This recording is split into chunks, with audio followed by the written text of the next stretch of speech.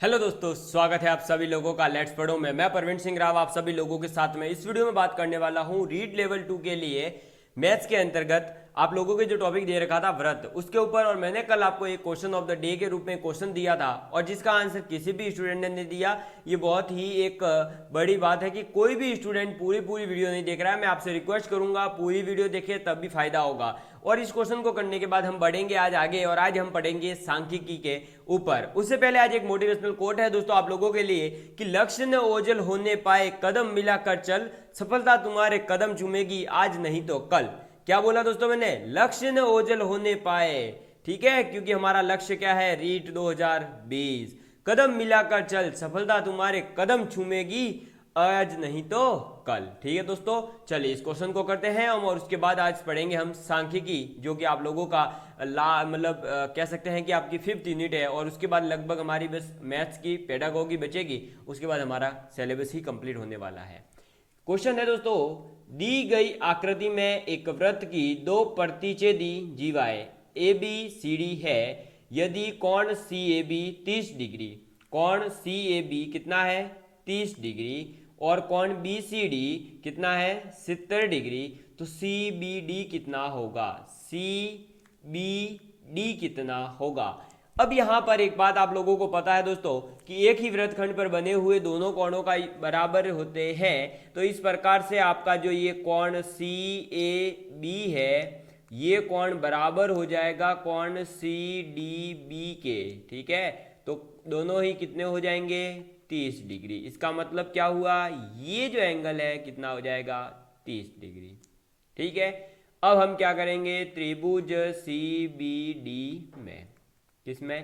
त्रिभुज C B D में कोण सी प्लस कोण बी प्लस कोण डी, त्रिभुज के तीनों कोणों का योग 180 डिग्री होता है। तो कोण सी की वैल्यू कितनी है दोस्तों आपके? 70 डिग्री। कोण बी की वैल्यू कितनी है? नहीं पता। कोण डी की वैल्यू कितनी है? 30 डिग्री। बराबर कितना हो जाएगा? 180 डिग्री। तो कोण बी बराबर कितना होगा? 180 माइनस 30 और 70 100। ठीक है, तो कितना आ जाएगा? 80 डिग्री। तो कोण बी की वैल्यू कितनी हो जाएगी? 80 डिग्री हो जाएगी। ठीक है, अब कोण सी बी डी की वैल्यू हमारे पास में आ चुकी है, तो यही हमारा आंसर है क्योंकि इसने यही पूछा था। तो ये कितना हो जाएगा? 80 डिग्री। कौन सा ऑप्शन सही हो जाएगा? बी ऑप्शन हमारा सही हो जाएगा। ठीक है दोस्तों, चलिए तो ये तो था दोस्तों आप लोगों का कल दिया हुआ क्वेश्चन, जो कि मैंने अभी डिस्कस कर लिया और अब हमारे जो है व्रत नामक टॉपिक भी कंप्लीट हो गया। चलिए तो अब मैं बता देता हूं दोस्तों आप लोगों को कि आपके सिलेबस में मैंने क्या क्या करवा दिया है। तो हमारी ये जो फर्स्ट यूनिट है कंप्लीट हो चुकी है, पूरी ही मैं पढ़ा चुका हूं। सेकेंड यूनिट आपकी कंप्लीट हो चुकी है, ब्याज, सरल ब्याज, चक्रवृद्धि ब्याज, लाभ, हानि, अनुपात, समानुपात, ये सब कुछ पढ़ा चुका हूं मैं। और जो आपकी प्रतिशतता, जन्म दर, मृत्यु दर, जनसंख्या वृद्धि, इनके ऊपर तो पूरा एक स्पेशली क्लास ली है मैंने, 10 क्वेश्चन उसमें डिस्कस करे हैं टॉप लेवल के। ठीक है, उसके बाद में दोस्तों मैंने आप लोगों के जो है ये भी कंप्लीट हो चुकी है, रेखा, कोण, ये सब कुछ कंप्लीट हो चुका है। इसमें हम व्रत टॉपिक पढ़ रहे थे जो कि हमारा कंप्लीट हो गया आज। ठीक है, अब समतलीय आकृतियों का क्षेत्रफल, त्रिभुज, आयत, समांतर चतुर्भुज और समलंब चतुर्भुज, ये और ये जो पृष्ठ क्षेत्रफल आयतन है ये मैं पहले ही पढ़ा चुका था। मैंने क्लास स्टार्ट इन्हीं टॉपिक से करी थी। तो आपको ये जो है टॉपिक स्टार्टिंग की क्लास में मिलेंगे, प्लेलिस्ट में आप जाकर के देख सकते हैं। अगर फिर भी किसी स्टूडेंट को प्रॉब्लम हो कि ये टॉपिक वापस से करवाया जाए तो आप कमेंट कर दीजिएगा, मैं वापस करवाऊंगा। ठीक है, आज हम पढ़ने वाले हैं कौन सी यूनिट दोस्तों? तो ये है हमारी 4th यूनिट सांख्यिकी। और ये हमारा केवल और केवल एक पूरी तरह से बाकी पोर्शन है और उसके बाद में हमारा जो है ये रहेगा। तो ये तो बहुत ही इजी है, ये दो चीज़ें मैं आपको बहुत इजी वे में पढ़ा दूंगा, कोई प्रॉब्लम नहीं आएगी, क्वेश्चंस के माध्यम से करेंगे तो।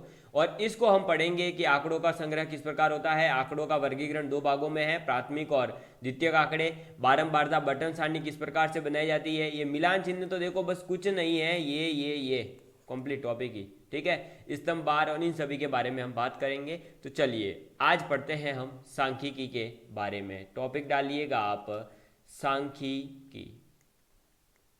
ठीक है, सांख्यिकी। अब सबसे पहले हमें ये पता होना चाहिए कि सांख्यिकी यानी स्टैटिस्टिक्स, इसमें होता क्या है। स्टैटिक्स है क्या, इसके बारे में हमें समझना है।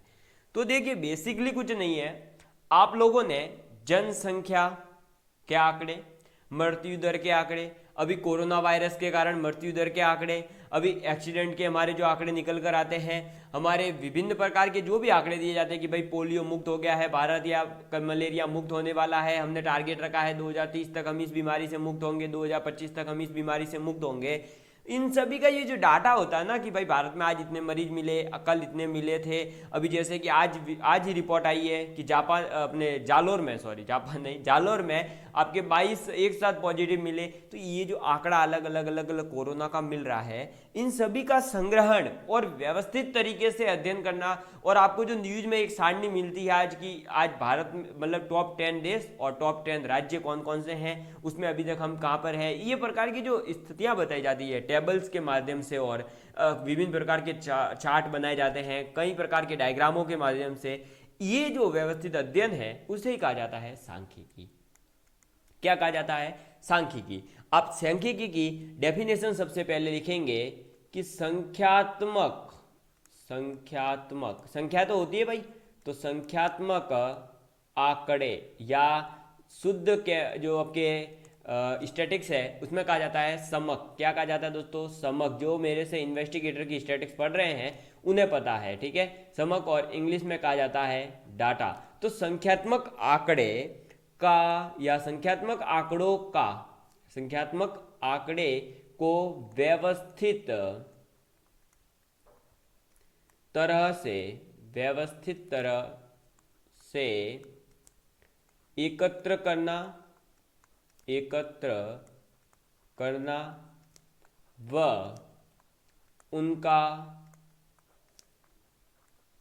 अध्ययन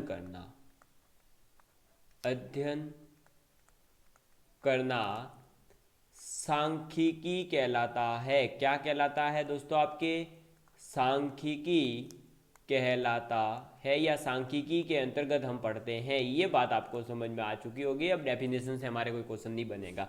संख्यात्मक आंकड़े जो भी है उनको एकत्रित करना, उनको व्यवस्थित तरीके से उनका स्टेप बाय स्टेप अध्ययन करना और उन्हें समझना कि ये आंकड़ों के माध्यम से हम क्या परिणाम निकाल सकते हैं, इसी को हम कहते हैं सांख्यिकी। ठीक है, तो अब यहाँ एक शब्द आ गया, देखो ये शब्द क्या है? आंकड़े, समक और डाटा। ये क्या होता है? यही तो है आपके, देखो सिलेबस में यही दे रखा है, देख लो, आंकड़ों का संग्रहण करना है और उनका वर्गीकरण करना है, बस यही तो दे रखा है। तो हमें पढ़ना क्या है बेसिकली अब? आंकड़ों के बारे में। तो आंकड़े होते क्या है ये समझते हैं। भाई देख, मैं सिरोही जिले में रहता हूँ। कहाँ रहता हूँ? सिरोही जिले में। अब मैंने सिरोही जिले में विभिन्न प्रकार के 5 जो है तहसीलें हैं, आप लोग जानते ही हैं, रेवदर है, आबूरोड है, सिगवंज है आपके, ठीक है, और पिंडवाड़ा है और एक सिरोही खुद है।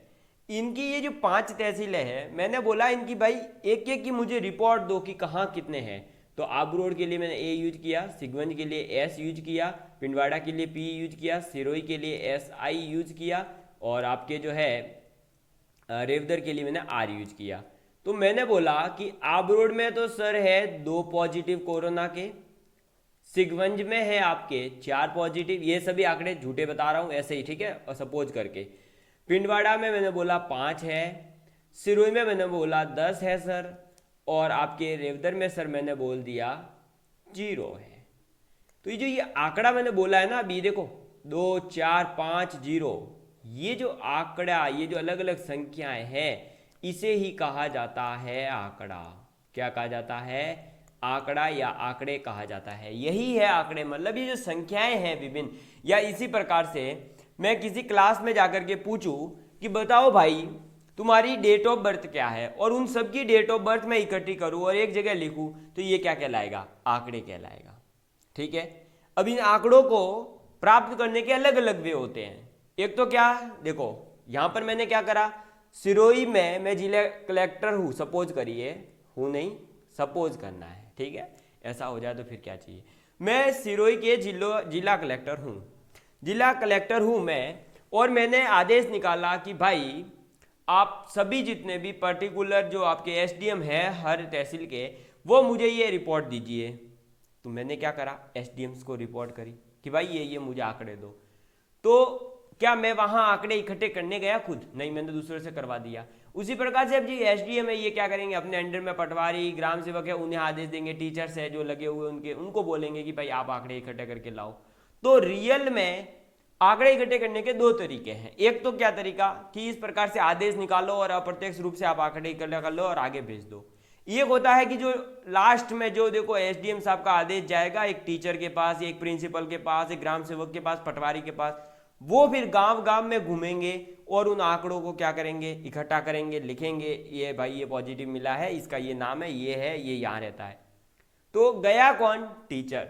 टीचर एक तो आंकड़े लेकर आ रहा है, वो क्या होंगे दोस्तों, ज्यादा रियल होंगे, ज्यादा विश्वसनीय होंगे और एकदम पर्टिकुलर जा जाके वो घर घर से ला रहे हैं, तो वो कहलाते हैं प्राथमिक आंकड़े। और दूसरे होते हैं जो जिला कलेक्टर तक पहुंचेंगे दूसरों के माध्यम से, और जिला कलेक्टर जी जो आगे पहुंचाएंगे वो क्या होंगे, द्वितीयक आंकड़े। तो आंकड़े क्या है, विभिन्न प्रकार की जो संख्या है इन्हें कहते हैं। अब आंकड़ों के कितने प्रकार हैं, तो देखो आंकड़े दो प्रकार के होते हैं। कितने प्रकार के होते हैं? दो प्रकार के होते हैं, ये बात आपको समझनी है, ठीक है। अब दो प्रकार के आंकड़े होते हैं, तो उसमें पहला प्रकार कौन सा है, तो पहले आंकड़े होते हैं दोस्तों आप लोगों के प्राथमिक। कैसे आंकड़े होते हैं? प्राथमिक आंकड़े कह सकते हो आप इन्हें आप मूल आंकड़े भी कह सकते हो। क्या कह सकते हो? मूल आंकड़े, ठीक है। और सेकंड चीज जो दोस्तों हमारे आती है वह आती है कौन से, तो द्वितीयक आंकड़े। कौन से आंकड़े? द्वितीयक आंकड़े, ठीक है।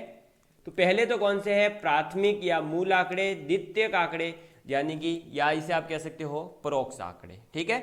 यहां से भी क्वेश्चन उठता है, यहां से भी कई बार क्वेश्चन उठता है। इंग्लिश में कहा जाता है primary data and secondary data, ठीक है। तो अब हम बात करते हैं प्राथमिक आंकड़े होते क्या है इनके बारे में।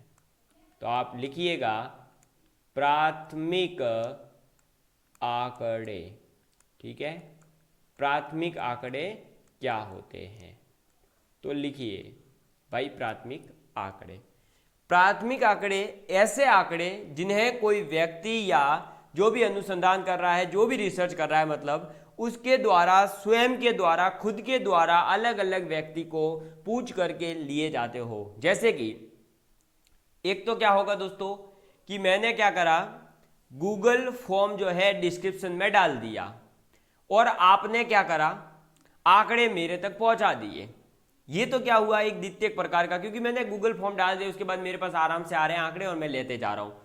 एक होगा कि आप सब लोगों को मैं बोलूं कि आप अपना व्हाट्सएप नंबर या तो कमेंट करिए या मेरे व्हाट्सएप नंबर पर आप मैसेज करिए, तो उससे फिर मैं आपके पास जो मेरे जैसे कि जो स्टूडेंट जुड़े हुए हैं वो व्हाट्सएप पर जैसे ही मैसेज करते हैं उनके पास एक मैसेज आता है, वेलकम टू लेट्स पढ़ो, please provide this following details, name, exam name, subject and how to come on my YouTube channel and my teaching skills की फीडबैक और आपका कांटेक्ट नंबर, ताकि हमारी टीम आपको कांटेक्ट करे कि आप किस प्रकार की प्रिपरेशन कर रहे हैं, किस एग्जाम की प्रिपरेशन कर रहे हैं। समझे, ये बात समझ में आई? तो ये देखो, अब एक तो क्या हुआ, मैंने गूगल फॉर्म डाला तो उसमें आप अपने हिसाब से जब भी मर्जी होगी तब दे रहे हो डाटा।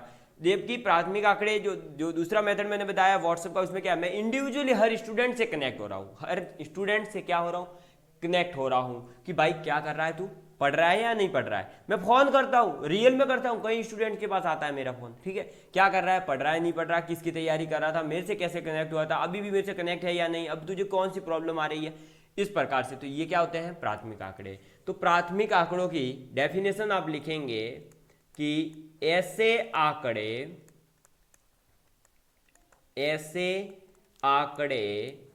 जो कोई व्यक्ति या अनुसंधानकर्ता, यानी कि जो रिसर्च कर रहा है, वो जो भी किस भी काम पे जो भी कर रहा है वो खुद, ठीक है, तो अनुसंधानकर्ता, ऐसे आंकड़े जो व्यक्ति या अनुसंधानकर्ता स्वयं के स्तर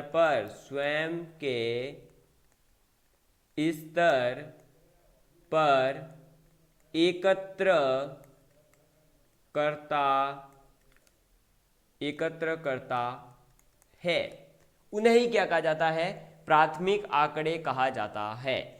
अब प्राथमिक आंकड़ों को इकट्ठे करने के बहुत सारे मेथड है भाई, आप अपने अपने हिसाब से लोगे, अलग अलग जो भी जिसको जैसा अच्छा लगेगा। जैसे कि पहला जो मैं मेथड बताऊं तो पहला हो सकता है कि वो क्या करे दोस्तों, घर घर जाए। क्या करे? घर घर जाए। जैसे कि आपके जनसंख्या जो अकाउंटिंग वाले होते हैं वे आते हैं ना जनसंख्या वाले घर पे कि भाई बताओ ये आपके घर में कितने परिवार में सदस्य है, क्या करता है, वो सब डिटेल वो कौन लेने आता है? एक टीचर होता है या किसी को ऑफिस में एलडीसी होते हैं, यूडीसी होते हैं, वे ही आते हैं ना जनसंख्या के इकट्ठे डाटा इकट्ठा करने, वोटिंग लिस्ट में जो आते हैं आपका नाम जोड़ने के लिए। ठीक है, उसी प्रकार से अगर आप ये नहीं करते हैं तो आप क्या करेंगे, किसी को प्रश्नों के माध्यम से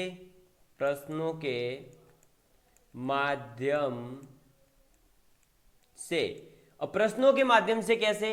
तो प्रश्नों के माध्यम से जो मैंने अभी बताया कि आप गूगल फॉर्म भी भर सकते हो, लेकिन उसमें क्या होगा, डाटा धीरे धीरे आएगा मेरे पास, तो मैं क्या करूंगा, व्हाट्सएप पर एक दूसरे से कंटेक्ट होगा, तो आप प्रश्नों के माध्यम से भी कर सकते हो। ठीक है, लेकिन दोनों ही होते हैं प्राथमिक आंकड़ों में आएंगे, तो प्रश्नों के माध्यम से मैं कर सकता हूं। तीसरा मैं क्या कर सकता हूं कि मैं आपको जो है एक टेबल बना दूं, एक मैं लिख के दे दूं मैं उसमें कि आपका नाम लिखना इस फॉर्म में, आपका ये करना, मैं फॉर्म जो है आपके घर घर बंटवा दूं। तो क्या कर सकता हूं दोस्तों, फॉर्म फिल करवा कर।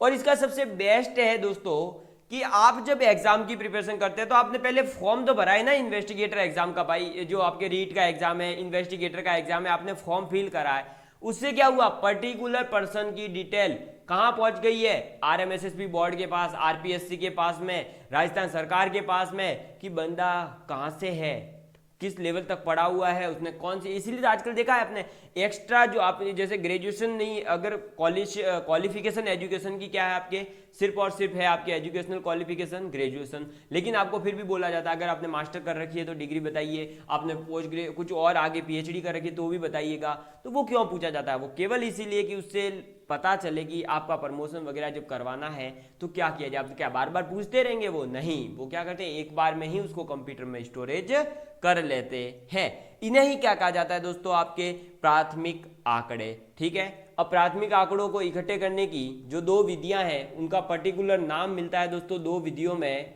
एक सेकेंड। तो आपकी जो पहली विधि है वो तो क्या हो गई, प्रत्यक्ष व्यक्तिगत। ठीक है, जो अभी जस्ट मैंने बताया कि भाई व्यक्ति व्यक्ति घूम घूम के रहे, तो प्रत्यक्ष या क्या कह सकते हैं आप लोग इसे जो है कह सकते हैं कि भाई आपके सीधा व्यक्तिगत रूप से आ जाए आपके पास। ठीक है, तो प्रत्यक्ष या व्यक्तिगत रूप से। और सेकंड मेथड है कि अप्रत्यक्ष रूप से।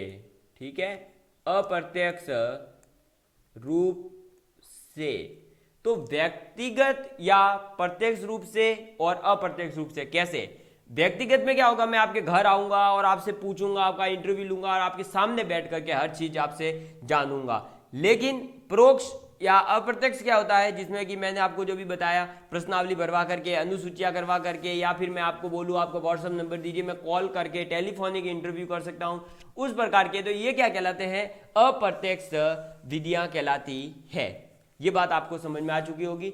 अब दोस्तों यहां पर एक बात आपको याद रखनी है कि प्राथमिक आंकड़े जो है वो एकत्र करने में ज्यादा समय लगेगा या द्वितीयक आंकड़े। तो भाई साहब प्राथमिक आंकड़े जो होते हैं उन्हें एकत्रित करने में समय, धन और मेहनत सब कुछ अधिक लगता है।